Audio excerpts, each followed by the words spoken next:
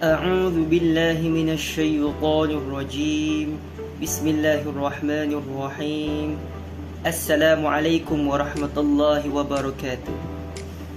Kami dari kumpulan yang kelima ingin membentangkan tajuk iaitu Sejarah Dakwah Islamiyah di Bumi Andalusia.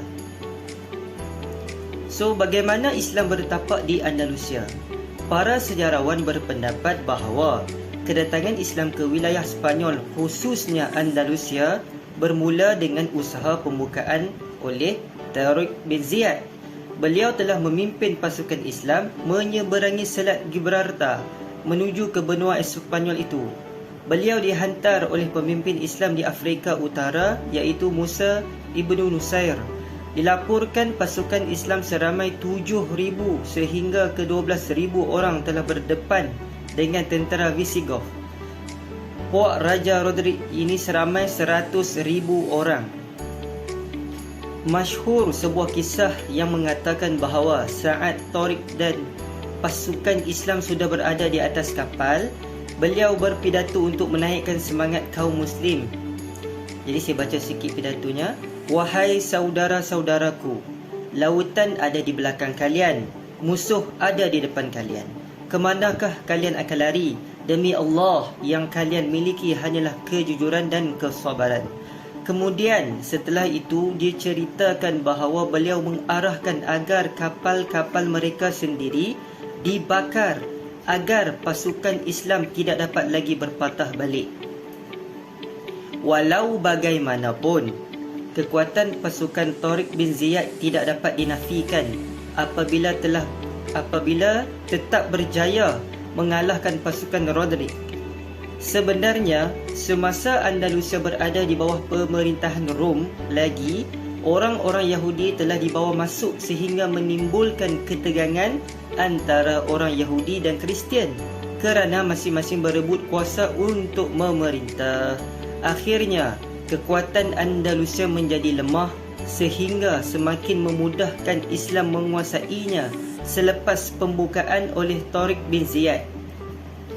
Islam di bawah kekuasaan Bani Umayyah memerintah Andalusia sepanjang 8 abad lamanya, bermula pada tahun 711 Masihi sehingga 1492 Masihi. Wilayah yang dapat dikuasai pula termasuk Cordoba, Granada, Sevilla dan Toledo. Sejarawan umumnya mengakui bahawa sebelum Islam membuka Andalusia, masyarakat Kristian Eropah hidup di dalam kegelapan dan kejahilan. Namun, selepas itu ia berkembang menjadi pusat penyebaran ilmu, percampuran budaya serta agama yang dapat bersatu di bawah satu pemerintahan iaitu Islam. Sekian dari saya. Okey, kembali kita untuk poin saya iaitu faktor. Saya akan menerangkan tentang faktor Islam kenapa menakluki Andalusia. Dan seperti yang kita tahu, okey, negara Sepanyol ni adalah negara Andalusia yang dipanggil orang kata zaman kegemilangan Islam pada ketika itu. Sepanyol ni diberi nama sebagai Andalusia pada zaman kegemilangan Islam pada ketika itu, dan juga dikenali sebagai Semenanjung Liberia. Okey, kita tengok faktor Islam. Kenapa Islam menaluki Sepanyol ni, bumi Andalusia ni? Kerana apa? Tujuan penaklukan kaum Muslim ini sama sekali bukanlah untuk mencari wilayah ke, untuk mengembangkan wilayah ni ke, ataupun saja-saja suka kita takluk negara orang lain ke, merampas segala harta. Bukan sebab itu. Tujuan Islam menakluki negara Andalusia ataupun Sepanyol adalah tujuan utamanya adalah untuk memberi dakwah dan mengajarkan ayat-ayat Allah kepada semua penduduk yang ada di situ. Malah tujuan mereka ni juga, macam saya cakap tadi, untuk berdakwah di jalan Allah dan mengajarkan agama Islam kepada manusia, untuk mengembangkan Islam ketika itu. Kerana apa? Ketika itu juga orang kata zaman dahulu, pada ketika itu Islam ketika itu sedang mengembang, sedang mengembang, dan adanya Bani Umayyah lagi Bani Umayyah, lepas itu Bani Abbasiyah kan. Dan ketika itulah kerajaan Islam senang membangkit, senang membangun. Dan kita tahu jugalah yang tujuan dia itulah, salah satunya adalah berdakwah ke jalan Allah, mengajak, membawa ayat-ayat Allah untuk berdakwah kepada orang-orang penduduk di situ ataupun setiap manusia lah. Okey. Dan seterusnya kita tengok pula kenapa itu orang kata salah satu faktor lah. Dan saya akan ceritakan jugalah di Spanyol ni pada sebelum kemasukan Islam, sebelum Islam menakluki Spanyol ataupun Andalusia ni. Kalau kita tengok dari segi politik dia, wilayah Spanyol ni dia sebenarnya terbahagi kepada beberapa negeri lah. Kalau tengok Spanyol ketika itu sebelum datangnya Islam, Spanyol Andalusia mengalami orang kata apa, zaman kegelapan. Yang mana kegelapan ni maksudnya kehidupan yang jahiliah lah, tiada yang berpengetahuan, lepas tu sentiasa membuat kekejaman dan sebagainya lah, dan ketika itulah macam mana Spanyol ataupun Andalusia tu diperintah ataupun telah dikuasai oleh Raja Roderick ketika itu. Dan dari segi politik, kalau kita tengok politik sisi sama balik, wilayah Spanyol ni terbahagi pada beberapa negeri yang kecil lah. Selain itu pemerintah Gotik bersikap tidak toleransi terhadap aliran agama yang dianuti oleh penguasa dan agama yang lain, iaitu Yahudi. Dan ketika itu juga ini saya cakap, pemerintah tersebut tidak bersikap toleransi kepada semua orang, kepada orang-orang yang menganut agama-agama yang lain seperti agama Yahudi kan. Dan ketika itulah pemerintah tersebut dia mempunyai agama yang lain, iaitu Yahudi. Penganut Yahudi yang merupakan penganut terbesar lah daripada penduduk Spanyol. Dan daripada itu juga mereka telah dipaksa ni penduduk-penduduk orang kata apa, yang berlainan agama ni lah kan, yang berlainan agama selain daripada Yahudi, berlainan agama, daripada itu juga mereka ni dipaksa untuk mengikuti upacara merenjis air ataupun mencelup ke dalam air untuk menerimanya sebagai ahli gereja. Ini kata pemerintah tersebut sangat orang kata kejam lah. Dan kalau seseorang ataupun penduduk tersebut tidak bersedia dengan benda ni kan, bila mereka tak bersedia dengan benda ni, mereka akan pemerintah akan menghukum mereka dengan apa? Dengan membunuh mereka dengan kejam. Membunuh dengan kejam oleh pemerintah tersebut. Sangat kejam kan pemerintah kan. So memang agak tak patutlah dilakukan oleh pemerintah ketika itu, iaitu Gotik. Dan kita tengok rakyat juga terbahagi kepada tiga. Dan untuk kita tengok pada latar belakang sosialnya, iaitu yang pertama adalah kelas pertama, yang terbagi pada tiga. Yang pertama adalah kelas pertama, dipanggil kelas pertama adalah penguasa, yang terdiri daripada penguasa macam contoh raja, para putera raja, pembesar istana, pendeta dan tuan tanah besar. Itu pertama. Yang kedua, kelas kedua adalah terdiri daripada tuan tanah yang kecil. Dan kelas ketiga iaitu terdiri daripada kanak-kanak, penternak, nelayan, tukang besi, orang Yahudi dan pekerja-pekerja buruh yang telah mendapat upah makan 2 kali sehari. Ini pembahagian rakyat ketika itu sebelum masuknya Islam. Dan akibat daripada pengelasan ataupun pembahagian rakyat ketika itu, rakyat telah terpaksa untuk mengharungi dugaan dengan hidup yang serba kemiskinan, penindasan dan tiada kesamarataan hak. Dan ketika itu mereka terpaksalah menjalani kehidupan tersebut, sebab ialah pemerintah telah membahagikan rakyat dengan agak tak sepatutnya dilakukan ketika itu. Dan bukan tu saja, orang kata kelas atas ni seperti penguasa tu, mereka akan melakukan penindasan terhadap kelas-kelas di bawah, iaitu kelas 2 dan kelas 3. Dan hal ini menyebabkan penguasa banyak melakukan penindasan kepada rakyat dan menyebabkan rakyat kelas 2 dengan kelas 3 ni terpaksa keluar ke hutan untuk menjalani kehidupan mereka, untuk meneruskan kehidupan mereka, untuk elak daripada penindasan daripada penguasa ataupun kelas 1. Dan mereka macam mana meneruskan kehidupan mereka kan kemiskinan kan, dan teruskan kehidupan mereka dengan mencuri, membunuh, merompak dan sebagainya, merampas dan membaja. Dan sangat kejam lah orang kata oleh yang dilakukan oleh kelas pertama ni lah, sebab mereka melakukan penindasan, dan akibat daripada itu rakyat kedua dan rakyat ketiga tersiksa disebabkan penindasan tersebut. Dan seterusnya juga kita tengok pada ni juga kan, rakyat yang tertindas sebenarnya dia menanti kedatangan siapa yang boleh membebaskan mereka daripada penindasan tersebut. Dan akhirnya kita nampak kat sini Tariq bin Ziyad telah membebaskan mereka daripada penindasan tersebut, kerana pada ketika itu Islam kan menakluki Andalusia, Spanyol kan. Dan tapi sebelum Tariq datang juga, Tariq bin Ziyad ataupun Islam ketika itu telah menaklukki Afrika ketika itu. Dan Afrika dengan Sepanyol ni berjiran tau, dan negara jiran lah, kiranya negara jiran. So memang orang kata macam mana,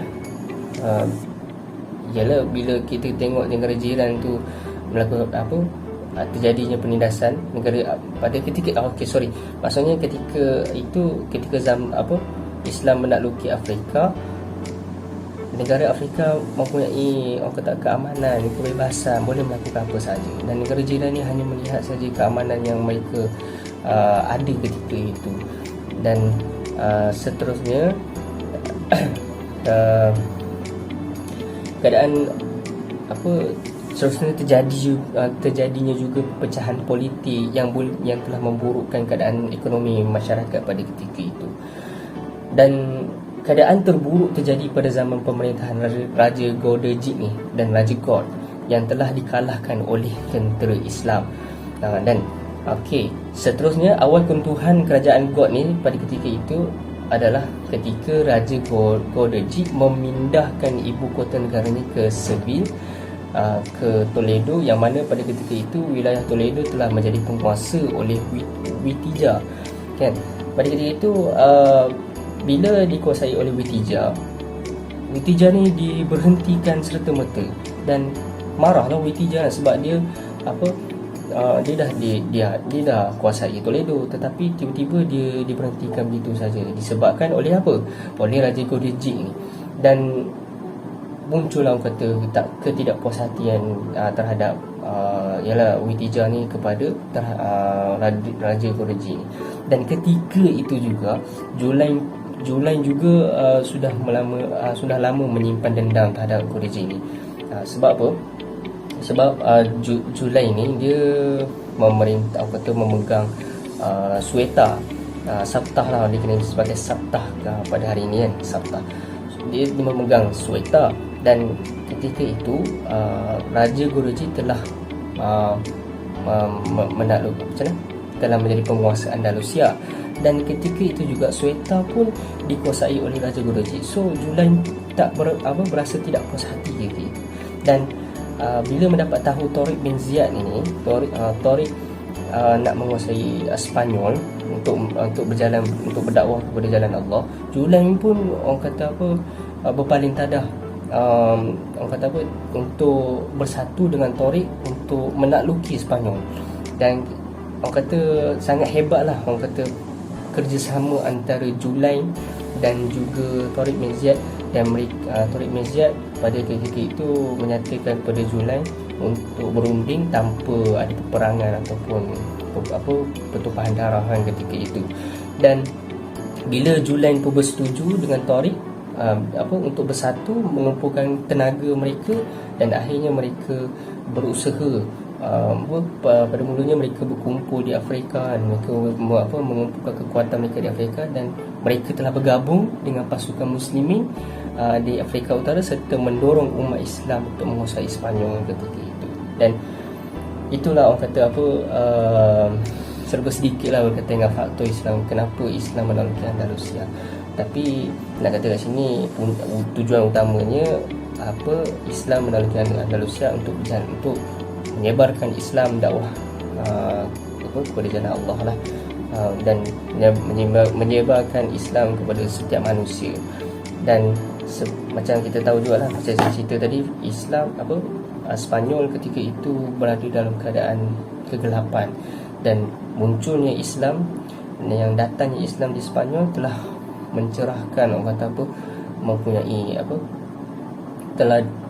Islam telah berkembang di situ, dan sehingga sekarang kita boleh nampak Sepanyol ni sangat hebat lah di sisi Islam, kerana Islam dah memang takluk dah memang ada dah di negara Sepanyol, cuma berada dalam keadaan negara Islam, macam mana, banyaklah sumbangan yang telah diberikan oleh Islam itu sendiri di dalam pada zaman pemerintahan Islam di Sepanyol. Itu saja daripada faktor yang kenapa Islam menaklukkan Andalusia. Saya akan serahkan pembentangan ini kepada poin yang lain. Sekian, itu saja pasal saya. Assalamualaikum warahmatullahi wabarakatuh. Saya Muhammad Zikra Amiri bin Dasuki, nombor matrik I1910358. Saya akan membentangkan mengenai kejayaan Islam dan sumbangannya di Andalusia, Sepanyol. Islam mula tersebar di Sepanyol pada tahun 711 Masihi melalui Afrika, dan Islam ini telah menguasai Sepanyol selama hampir 8 abad lamanya, dengan berbagai kemajuan pesat yang hampir di semua aspek seperti politik, agama, ilmu pengetahuan, seni bina, arsitektur, sastra dan banyak lagi. Kita masuk kepada dalam bidang ilmu pengetahuan. Ilmu pengetahuan pada ketika itu juga berkembang dengan sangat pesat, sebagaimana seperti ilmu falsafah yang kita dapat tahu tokohnya adalah Ibn Rushd, Ibn Bajjah dan Al-Biruni. Dan dari segi ilmu astronomi pula, kita dapat tahu tokohnya iaitu Ibrahim bin Yahya Al-Naqash. Beliau adalah merupakan ilmu astronomi pada ketika itulah. Dan ilmu kedoktoran pula, sebagaimana yang kita tahu, seperti Ummu Al-Hasan binti Abi Ja'far dan lain-lain lagi lah mengenai bidang ilmu pengetahuan ini. Di dalam bidang arsitektur pula, yang kita tahu adalah satu bidang mengenai seni bina bangunan dan sebagainya lah. Dan kita dapat tahu keindahan bidang arsitektur ni di Sepanyol, bahkan ianya mampu untuk menyaingi seni bina Konstantinopel di Turki. Dan salah satu peninggalan Islam Sepanyol dalam bidang arsitektur ni antaranya adalah Al-Qash Al-Kabir, Medina Al-Zahra di pergunungan Sierra Monera, Tembok Toledo, Masjid Jami' Cordova, Syafat di barat di Laut Cordova. Tempat ini adalah merupakan salah satunya tempat peninggalan arsitektur pada pemerintahan Islam di Andalusia, Sepanyol. Dan banyak lagi peninggalan bersejarah lainnya. Antara ciri-ciri yang spesifik yang kita dapat tahu dari arsitektur ini adalah banyaknya kolam dan tempat konservasi air dengan sumber air dari pergunungan, yang mana dialirkan melalui saluran air yang panjangnya mencapai sekitar 80 km. Dan demikian juga lalu lintas di perdagangan di Andalusia, Sepanyol ni sekarang mengalami perkembangan pesat daripada hasil produksi seperti tekstil, sutera, logam dan sebagainya lah, yang mana ianya adalah suatu rahmat kenikmatan kepada Andalusia yang banyak sehingga melimpah sampai ke Perancis dan sehingga ke semenanjung Itali. Seterusnya di dalam bidang politik juga, ianya memainkan peranan penting dalam kejayaan Islam di Andalusia. Sebagaimana kita tahu, para khalifah Islam di Andalusia Spanyol iaitu seperti Abdul Rahman Ad-Dakhil, Abdul Rahman Al-Wasi dan Abdul Rahman Al-Nashir. Mereka ini adalah merupakan pemimpin yang kuat dan berwibawa sehingga ia mampu untuk menaklukkan dan memerintah berbagai wilayah di Sepanyol. Seterusnya termasuk pada bidang sastra, bidang agama.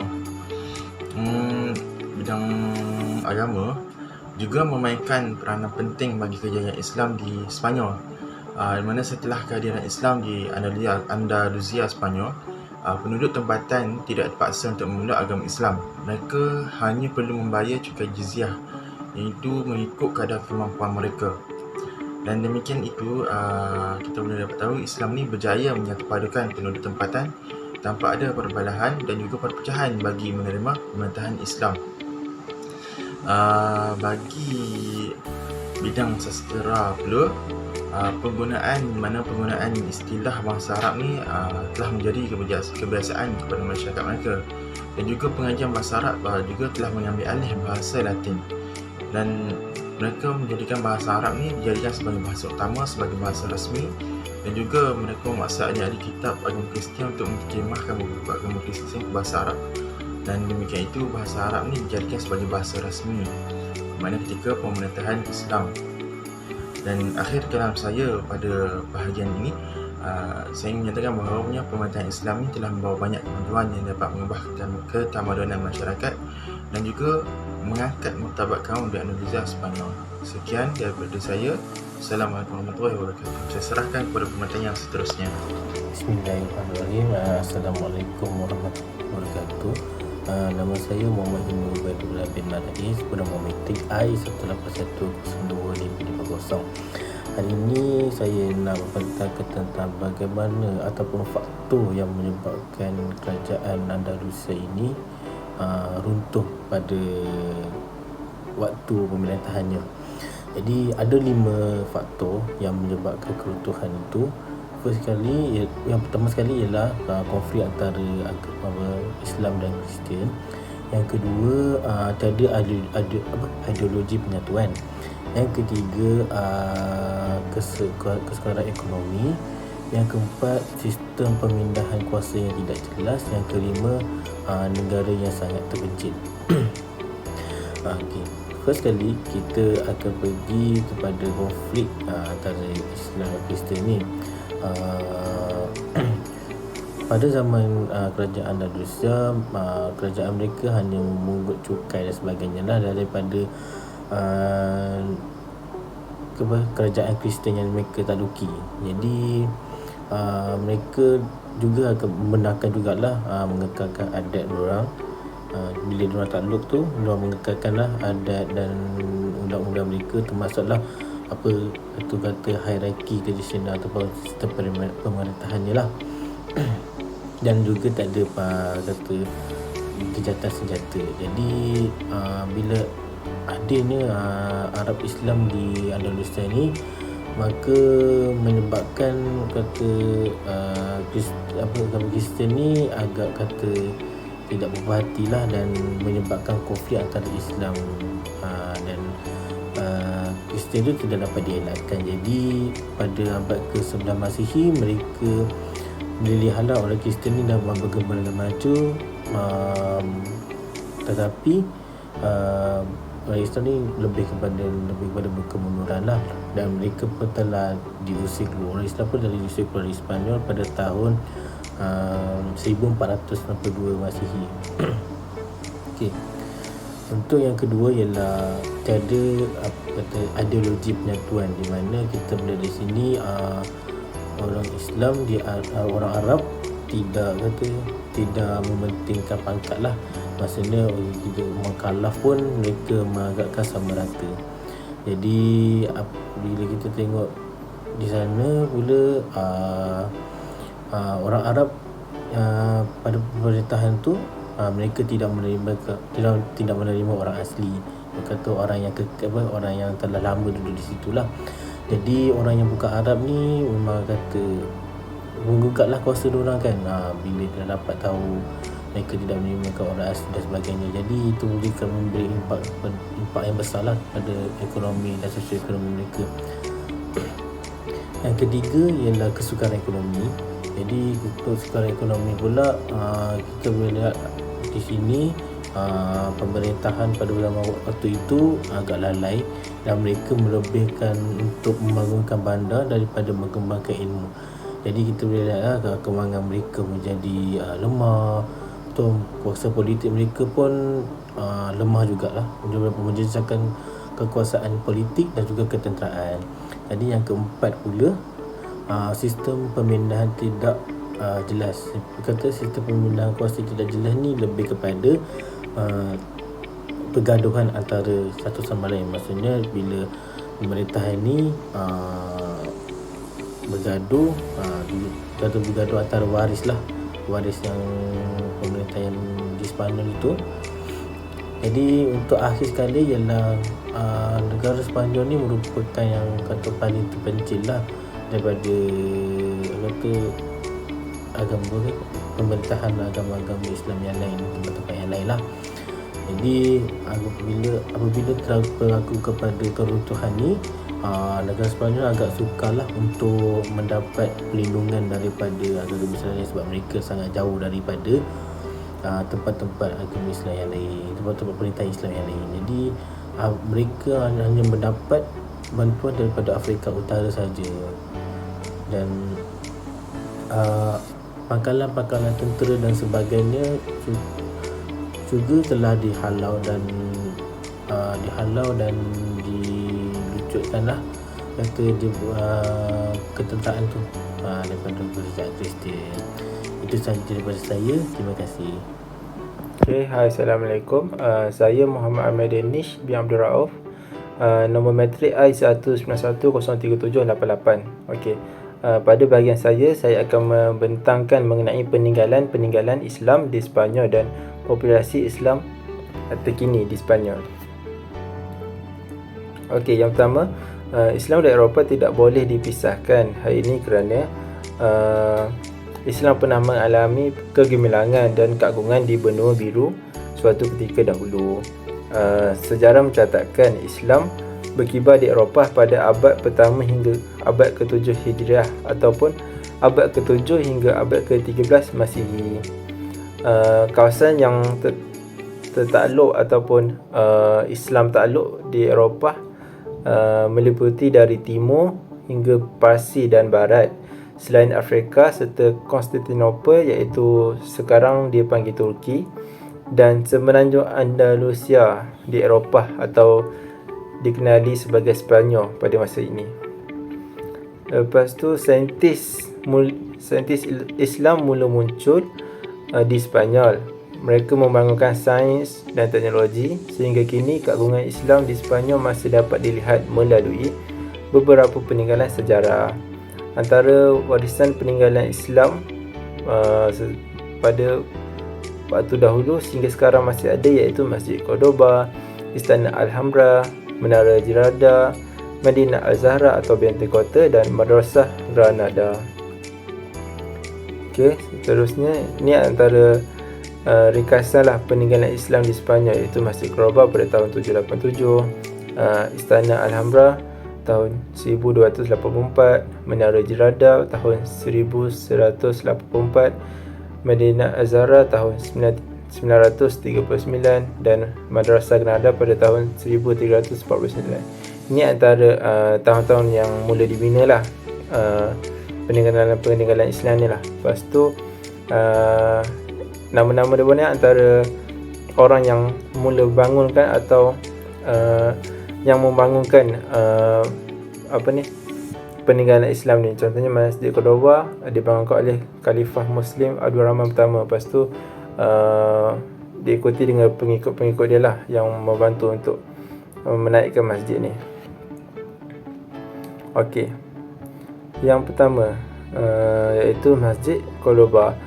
Masjid Cordoba ni dibina pada tahun 787 Masihi. Ia mula dibina oleh Khalifah Muslim Abdul Rahman pertama Lepas tu Masjid Cordoba ni mempunyai seni bina yang sangat cantik. Menaranya gah menjulang tinggi di atas kayu balak yang berukir.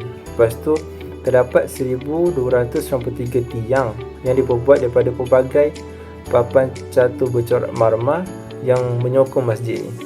Kini ada gambar kat tepi ni, kita boleh tengok betapa besarnya masjid ni. Lepas tu di sebelah selatan terdapat 19 pintu bersaluk gangsa dengan ciptaan yang sangat menakjubkan lah. Sampai sekarang pun masih ada. Lepas tu pintu tengah disalut dengan pelik emas. Masjid Cordoba ni, panjang Masjid Cordoba ni dari utara ke selatan mencapai 175 meter dan lebar 134 meter dan tingginya mencecah 20 meter. Masjid Cordoba ni pada waktu kini telah bertukar menjadi gereja lah ataupun katedral. Tapi pada zaman dulu ia merupakan masjid untuk umat Islam. Lepas tu Masjid Cordoba ni mempunyai dewan solat dalaman yang berbentuk segi empat dan dikelilingi oleh padang terbuka. Ia adalah model masjid peninggalan Umayyah dan Abbasiyah yang dibina di Syria dan Iraq. Seterusnya ialah Alhambra. Ia dibina pada abad ke-12 ataupun 1248. Ia nama lain selain Alhambra dikenali sebagai istana yang hilang ataupun kemuliaan yang hilang. Ia dibina oleh Sultan Muhammad bin Ahmad, Raja Moor yang berasal dari Afrika Utara pada abad ke-12. Lepas tu terdapat Haus Yusuf Sip ataupun Taman Singa dikelilingi oleh 120 tiang marmar. Ia juga teres ataupun menaranya berukuran 740 meter, panjangnya 205 meter dan lebar seluas 142,000 meter persegi. So sangat besarlah Alhambra ni. Alhambra ni juga dipagari dengan tembok pertahanan sebagai kubu yang diapit oleh 3 menara. Di dalam dan di luar istana ditunjang dengan tiang-tiang panjang sebagai pemampan serta menghiasi istana lah. Lepas tu kebanyakan dindingnya dihiasi dengan ukiran khas Arab, kaligrafi yang suka dipadankan. Seterusnya Alhambra ni juga terdapat kolam air pancut yang dihiasi dengan 12 patung singa yang berbaris dalam bulatan. Okey, seterusnya ialah Menara Giralda. Ia dibina pada tahun 1184 oleh arkitek iaitu Ben Ahmad Baso. Terdapat kubah tembaga pada Menara Giralda ni, namun pada tahun 1365 terdapat gempa bumi dan menyebabkan puncak ataupun kubah tembaga tu runtuh. Lepas tu pada zaman peninggalan Islam, ia merupakan menara azan setinggi 97.54 meter.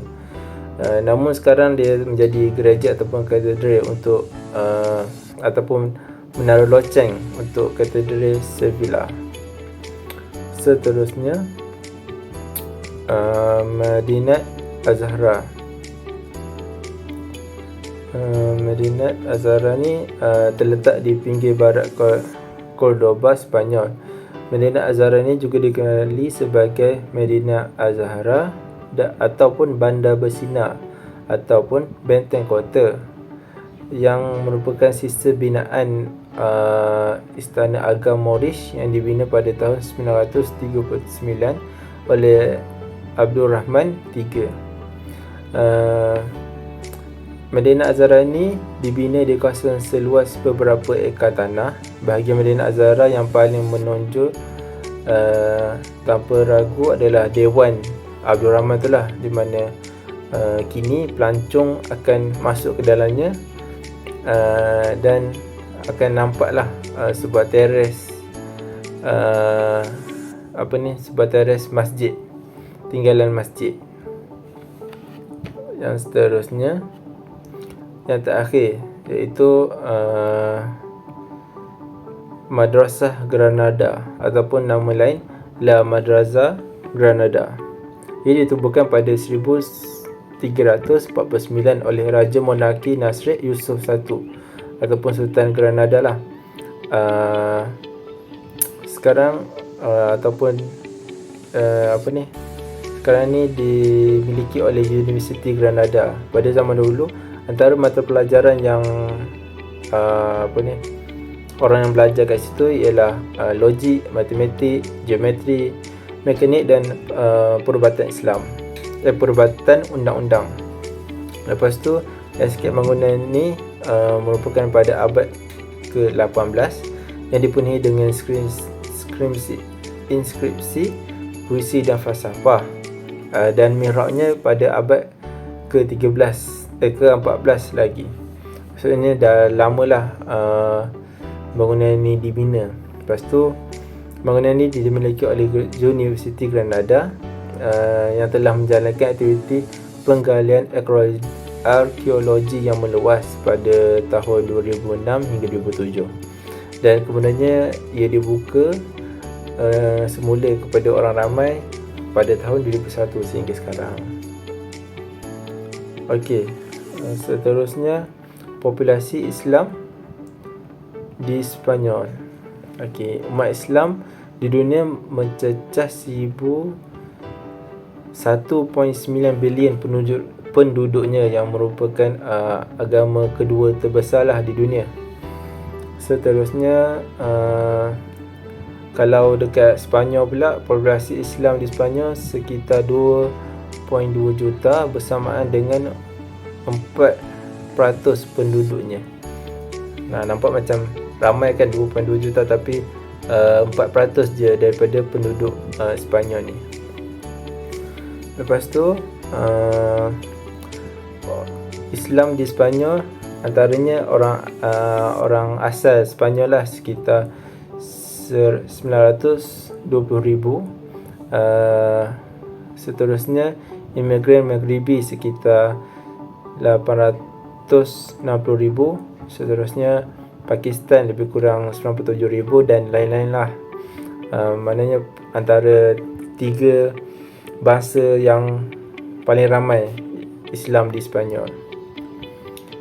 Okey, lepas tu secara umum Sepanyol cukup terbuka terhadap Islam dan tidak menutup akses bagi umat Islam untuk melaksanakan kegiatan agamanya. Toleransi antara umat beragama juga menjadi hal yang lumrah. Jadi mereka boleh hidup aman damai. Okey, itu saja daripada saya. Sekian.